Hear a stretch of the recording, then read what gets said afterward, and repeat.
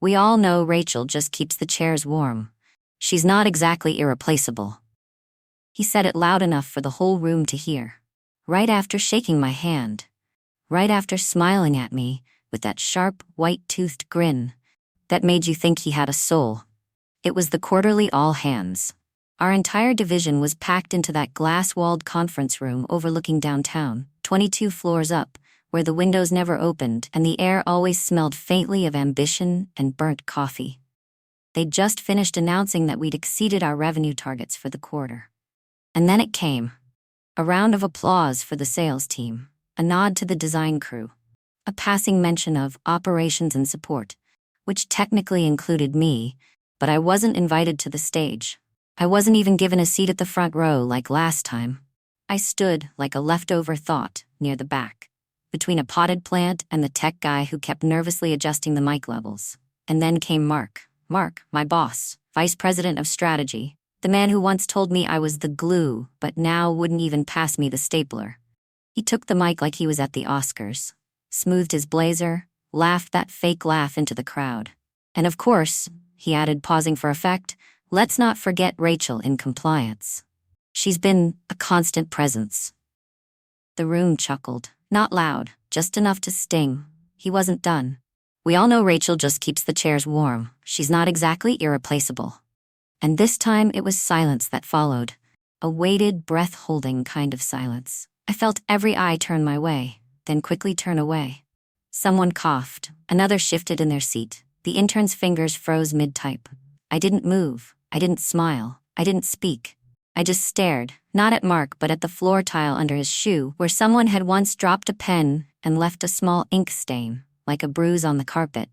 Because in that moment, I needed to stare at anything except the people pretending not to watch me shatter inside. It wasn't the first time I'd been passed over, but it was the first time I realized I was never supposed to be seen. I stood there, nodding slowly like I was in on the joke. Like my cheeks weren't burning. Like my chest wasn't tightening with every shallow breath. I remember locking eyes with Janice, the office manager who used to share her lunch with me when we both worked late. She looked at me for half a second, then looked away, tucked her hair behind her ear and laughed at something Mark said next, even though I knew she didn't hear it. The meeting continued. Slides, charts, bar graphs stretching into oblivion. But my ears had gone quiet. It was like I'd slipped underwater, and everything above the surface moved too fast, too loud, too fake. Still, I stayed. Still, I smiled. Because walking out would have been defeat. And I'd learned a long time ago, if you're going to drown, at least make it look like you're floating. When it was over, people trickled out into the hallway, clapping Mark on the back, congratulating the team, tossing half-finished coffees into the bins like none of it mattered. I lingered, slow steps, slow breath, until Mark passed me by with his phone glued to his hand, saying without looking, "Oh, I forgot to mention, your pay structure's changing this quarter. It's a strategic shift, shouldn't be a big deal. Check your inbox." Then he was gone. I opened the email in the elevator. Subject line, compensation adjustment, effective immediately. No greeting, no warning. Just a new number, 30% less than what I was making 2 days ago. No reason, no feedback, just numbers and a note that HR had approved the adjustment. I didn't cry, I didn't scream. I just stood there, the elevator lights flickering past floor after floor, the silence pressing in like a vacuum. And then, just before the doors opened on my floor, the corner of my phone buzzed again. This time, it wasn't from corporate.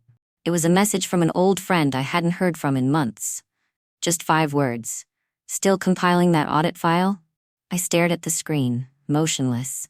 And for the first time that day, maybe the first time in weeks, I felt my lips curve into something that wasn't quite a smile, but wasn't defeat either. Because the truth is, I had been compiling something, quietly, carefully, for months, and now they'd just given me the perfect reason to upload it. There was a time when Mark used to call me his right hand. Back then, I believed he meant it. I joined the company 9 years ago, back when it was still operating out of a half-renovated co-working space with wires dangling from the ceiling and the smell of stale paint lingering in the halls. We were barely 10 people. No one had titles. Everyone was always tired. But it felt like we were building something real, and I was in the middle of it. My role? They called it operations, but it was more like playing chess blindfolded. I handled vendor contracts, cleaned up messy invoices. I created the first actual employee onboarding manual, printed and bound myself, and built a system for internal audits that saved us thousands in penalties the very first year. I kept records. I flagged red flags. I stayed up late organizing workflows no one else wanted to touch. I was the one who figured out the payment discrepancy that saved us from a lawsuit in 2019. And when Mark was promoted to VP of Strategy, he said it to the entire company. Rachel makes sure this place doesn't burn down. He laughed when he said it. But at the time, it felt like respect.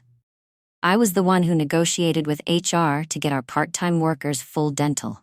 The one who quietly fixed the metrics dashboard after a freelancer messed up the SQL feed. The one who stayed late with the cleaning crew during our holiday launch because everyone else had Ubered to the after-party. I didn't mind staying invisible. As long as I was useful, I thought I was safe. But things started to change when we scaled. The bigger we got, the more polished Mark became. He started wearing tailored suits instead of rolled-up sleeves.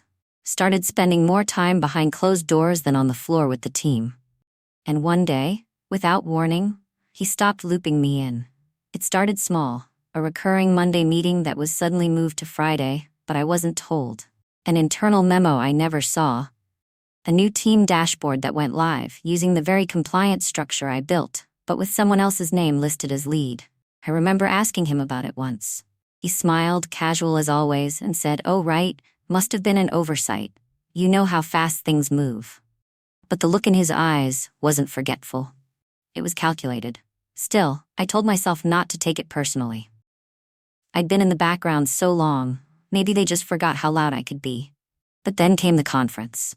A major industry event. One we'd planned for months.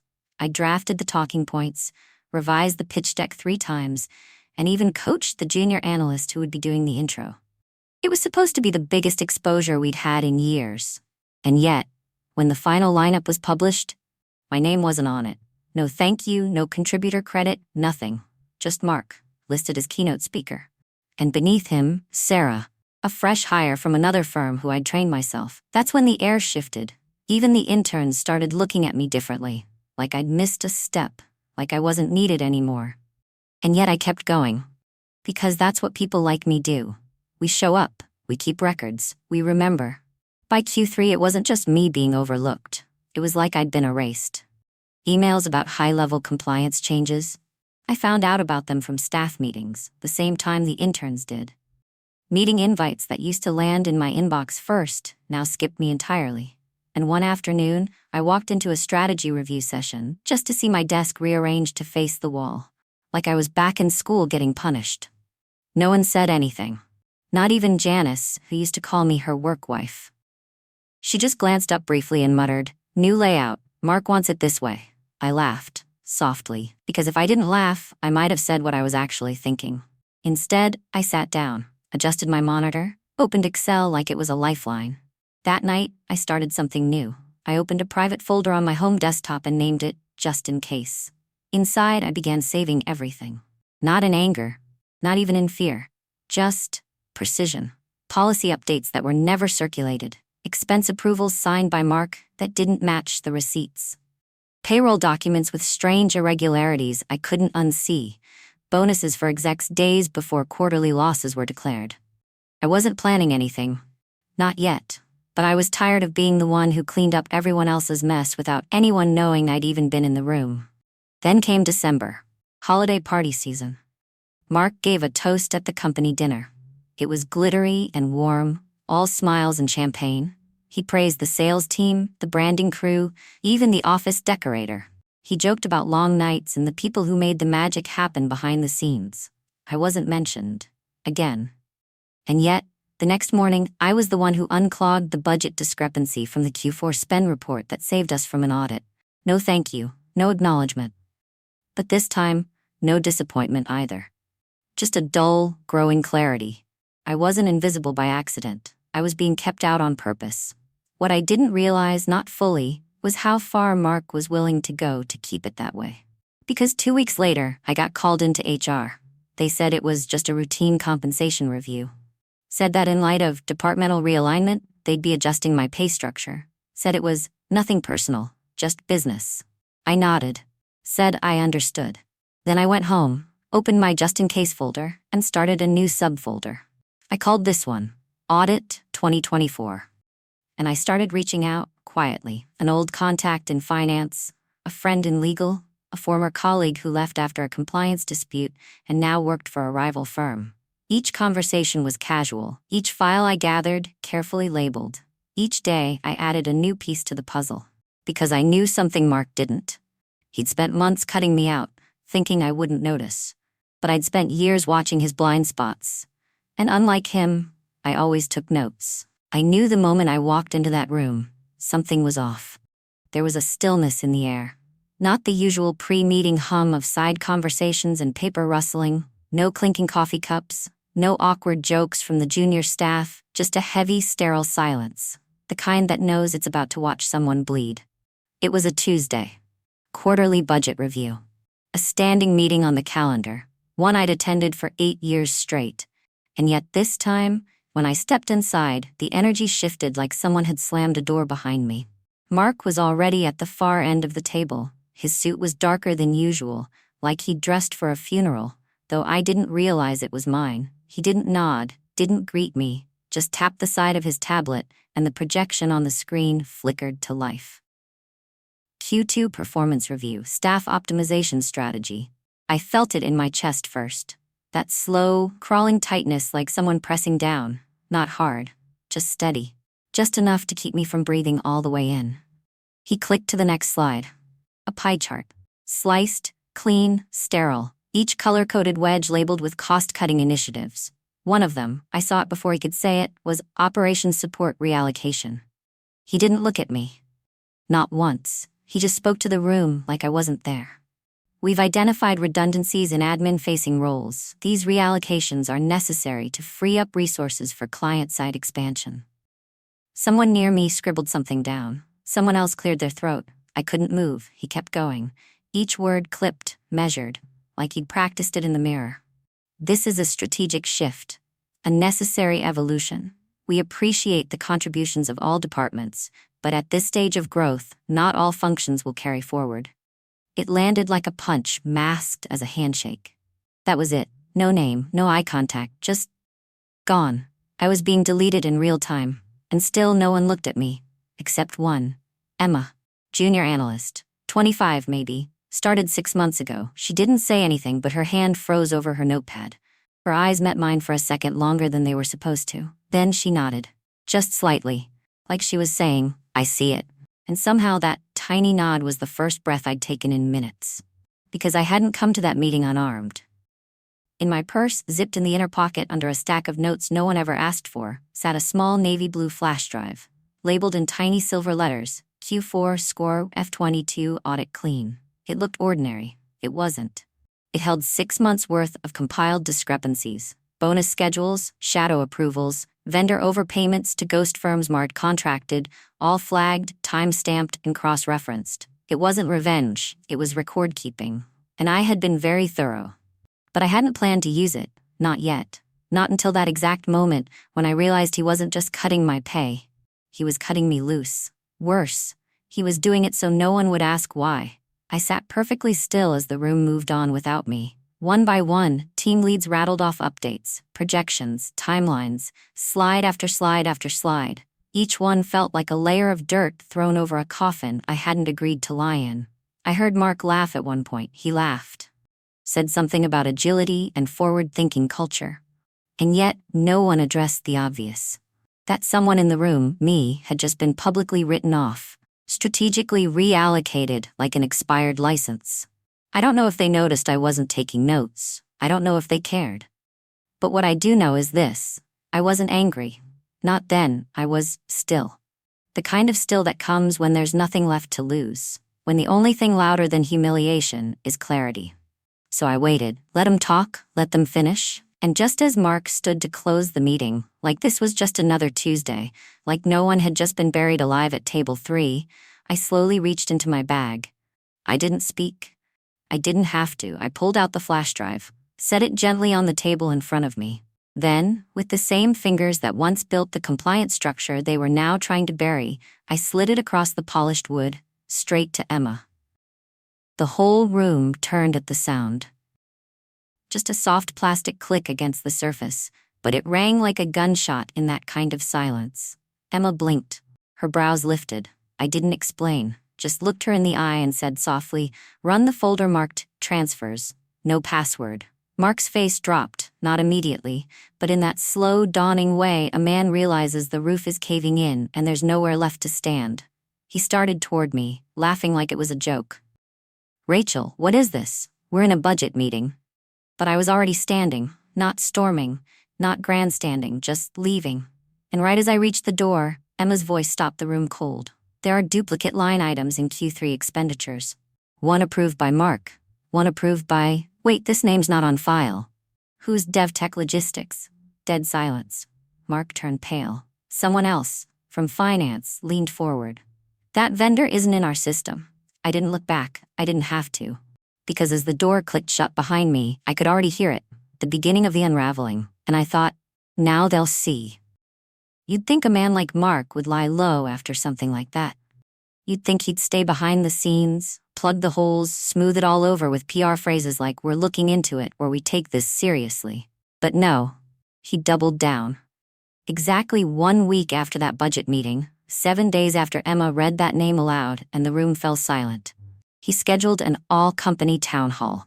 Mandatory attendance, business casual, live streamed to remote branches. The subject line read, "Leadership in Times of Change." I almost laughed when I saw it.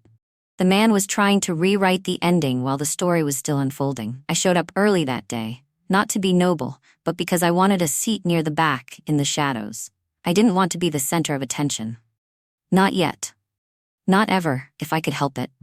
The room was packed, standing room only. Folding chairs had been dragged in. Some people sat on windowsills. Even upper management from the East Coast office was there in person, murmuring near the front like royalty waiting for a coronation. And Mark? He walked in like he owned the place, like nothing had happened, like the audit Emma ran hadn't flagged 3 separate firms registered to the same post office box in Delaware, all tied to his expense approvals. He wore a navy suit and a smile sharp enough to cut glass. He cleared his throat, and the room fell quiet. "Thank you for being here today," he began, his voice smooth, steady, carefully rehearsed.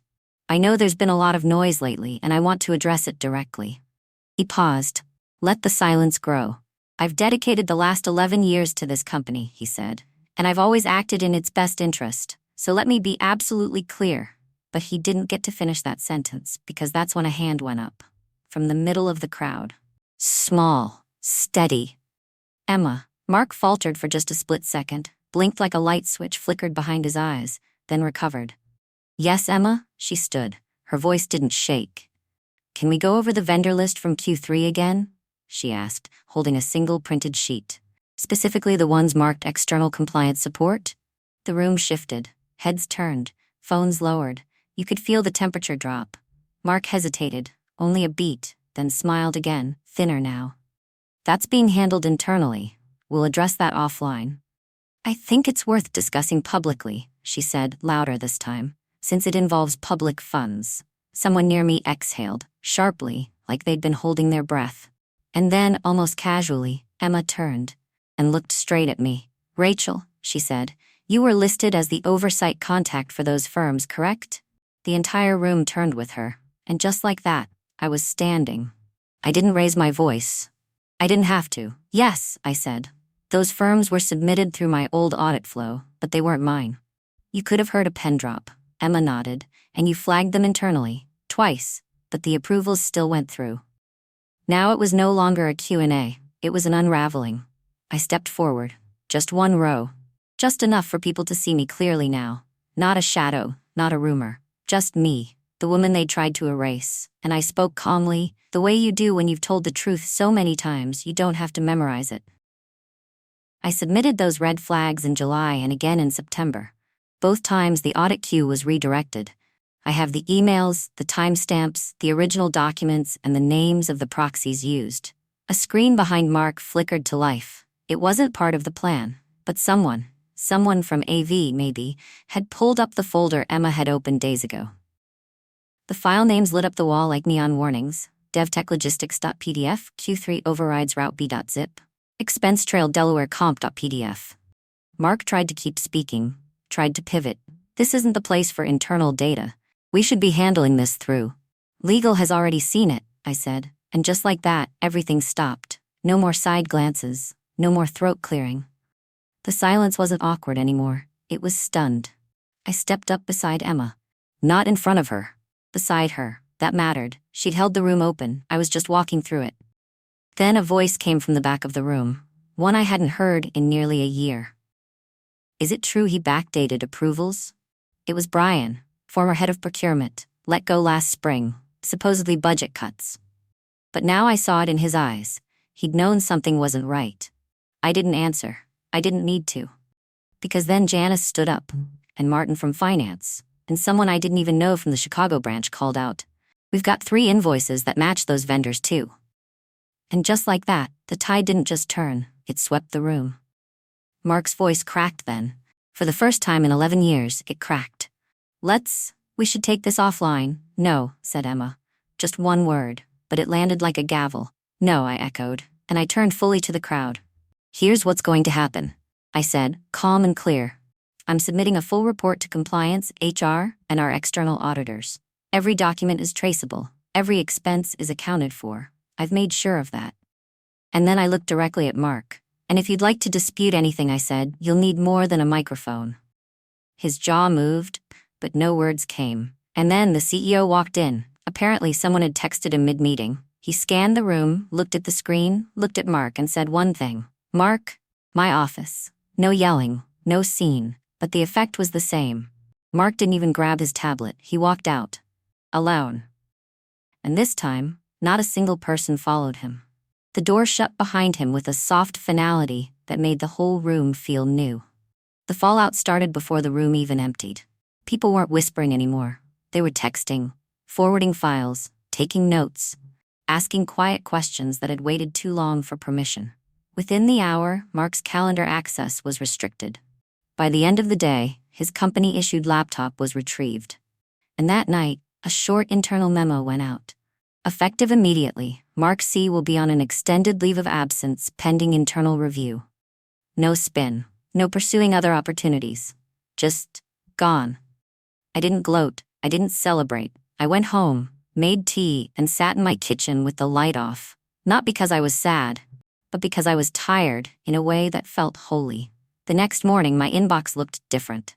There were messages from people who hadn't said a word to me in months, from coworkers who'd stayed silent when I'd been benched, from executives who used to CC me only out of obligation, from former interns, now team leads, writing lines like, "I always wondered why you weren't in those meetings. You were right to speak up."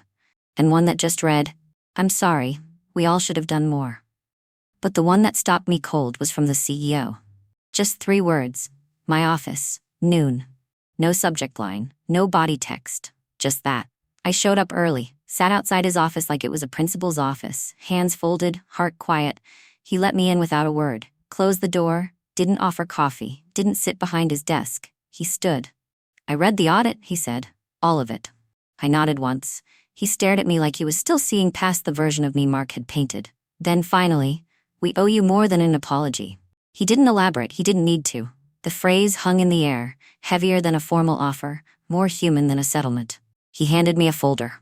Inside, a new contract, higher salary, executive title, full control of the compliance department. Reporting directly to the board. I looked up.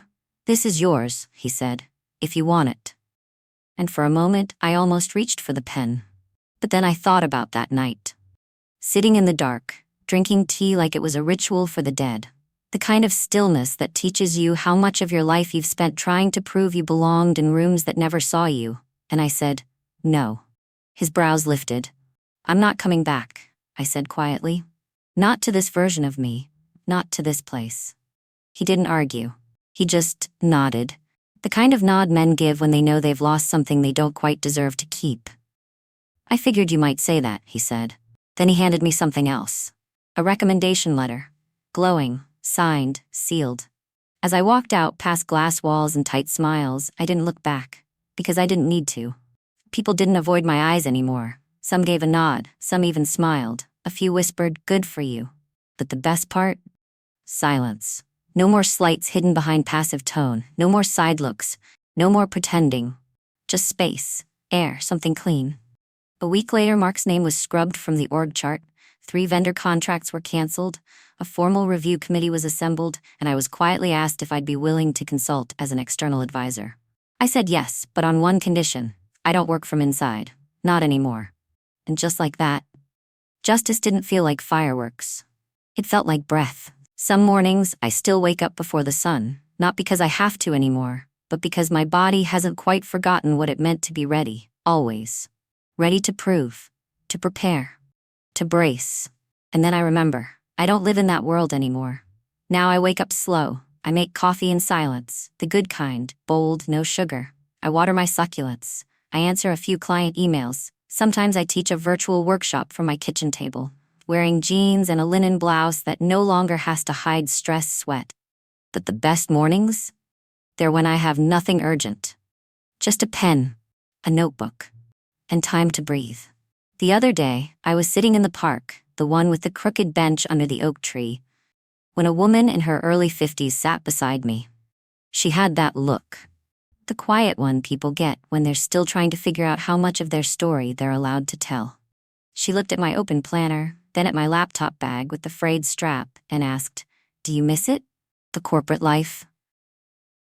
I smiled. "Sometimes," I said. "But not for the reasons you think." She tilted her head. "I miss who I thought I had to be. I don't miss how little room there was for who I actually was." She didn't say anything right away, but then she looked out toward the sidewalk and whispered, "They told me I wasn't leadership material." I didn't have to ask who they were. We both knew. And in that small moment, no banners, no revenge speeches, no applause, I felt the fullness of what it meant to reclaim your story. I don't think healing always looks like fireworks. Sometimes it's just knowing you can walk into a room and not flinch. I used to think strength meant staying, holding on, proving them wrong from inside the very system that broke me. But now I know, the bravest thing you can do is sometimes just walk away. Not with bitterness, not with vengeance, but with clarity. And that kind of quiet strength, it stays with you. In the way you answer your phone without dread, in how your voice doesn't shake when you say what you need, in how you sleep, not from exhaustion, but from peace. Just the other day, my niece, bold, 10, and full of questions, asked me, "Auntie, do you always tell the truth?" I smiled. "Not always," I said, "but I always try." And maybe that's what this story's been about all along. Trying to stay kind when it'd be easier to be cruel. Trying to stay rooted when they try to shake you loose. Trying to remember your worth, even when they want you to forget.